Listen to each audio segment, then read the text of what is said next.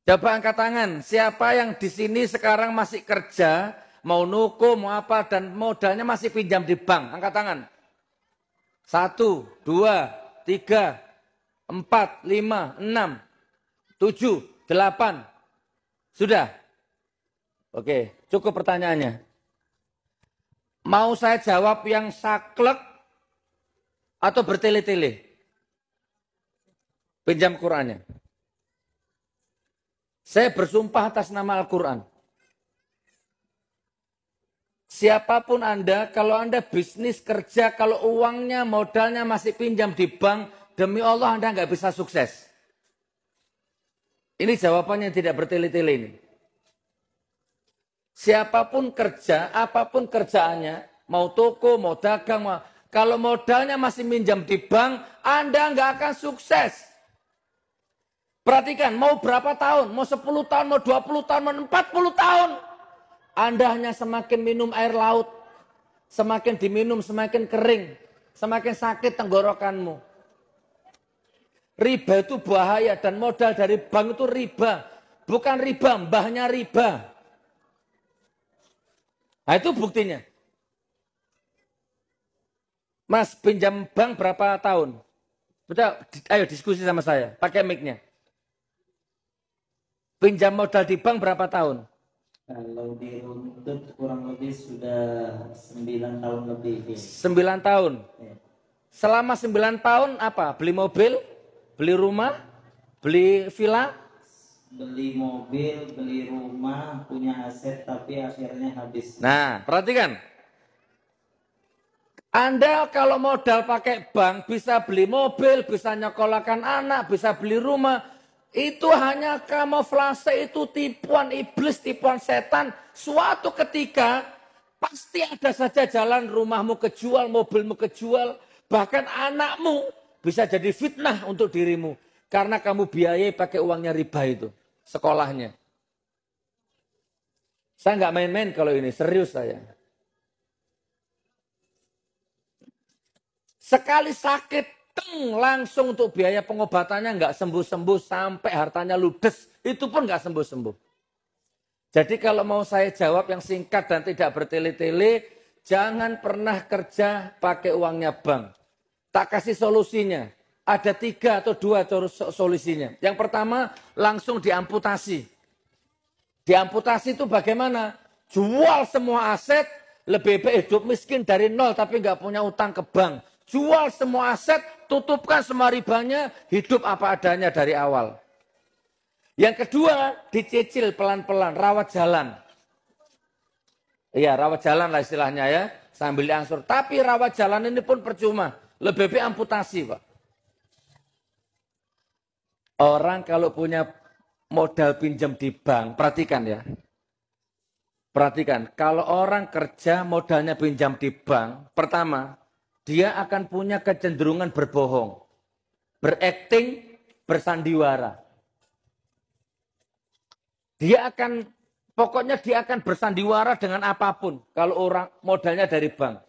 Yang kedua, orang ini tidak akan sukses dan orang ini selalu menyalahkan orang lain. Ciri-cirinya itu kalau modal di bank itu. Nanti tokonya sepi, siapa ya nyantet tokoku ya? Nanti kalau sakit, siapa ya nyantet aku ya? Kok bau menyan? Kok bau tikus? Kok bau kembang? Selalu mencari orang lain untuk disalahkan. Padahal sumbernya ada di dia sendiri. Berat loh Pak penyakit riba itu.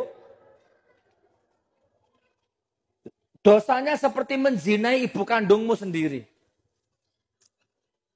Ngeri, tapi sudah lunas. Alhamdulillah. Coba yang kerja, yang masih pinjam uang di bank, mohon maaf ya, nggak usah tersinggung ya. Pak, coba nanti tak kasih nomor handphone saya. Ada jutaan orang yang sudah hijrah dari modal bank. Sekarang semuanya sehat-sehat, sukses-sukses, makmur-makmur. Ini salah satunya. Satu contoh. Saya punya ribuan orang, kenalan. Awalnya modal di bank, sekarang ditinggalkan semua ribanya, hijrah dari riba, sekarang usahanya tambah berkah. Ini bahkan Cak Roto ini mantan riba ini. Sini Cak Roto, sini Cak Roto. Ya gak ngantuk aja sama itu. Iya, sama dulu mantan riba. Ceritakan singkat, jangan lama-lama. Berapa ribanya, dari tahun berapa, hasilnya apa? Ya, dari tahun 2008 sampai 2012, 2,7 miliar. Ya, kaya, pura-pura kaya karena riba. 28 ke?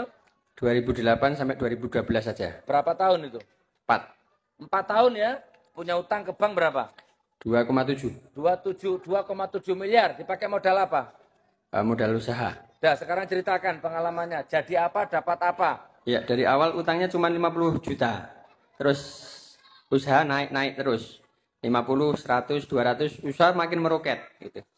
Omset saya penghasilan 30 sampai 60 juta bersih per bulan. Itu saya punya mobil 7, tanah di mana-mana, rumah lumayan bagus gitu. Cuman di tahun 2011 mulai Allah hancurkan pelan-pelan. Sampai titik nadir saya dihutang 2,7 miliar, saya tidak bisa bayar. Nah itu sampai stuck, nggak bisa. Akhirnya saya tersadar ternyata memang modal dengan riba pasti Allah akan hancurkan. Karena dalilnya jelas. Orang yang memakan riba itu sama saja dengan melakukan perlawanan perang dengan Allah dan Rasulnya. Jadi tidak mungkin kita menang. Pasti kalah, pasti hancur, pasti habis. Alhamdulillah saya bertobat. Alhamdulillah ya sekarang sudah mulai kembali lagi walaupun pelan-pelan seperti itu. Melunasi 2 miliar itu gimana? Ya 2,7 miliar itu akhirnya ikhtiar pelan-pelan semuanya ditinggalkan, sudah tidak riba lagi, aset-aset akhirnya kelelang, kejual semuanya. Tapi dalam waktu 4 tahun Allah kembalikan dengan pelan-pelan. Akhirnya kembali lagi semuanya. Seperti itu. Dan sekarang sehat, seger, pikiran enteng, nggak punya utang. Santai, rileks. Cukup.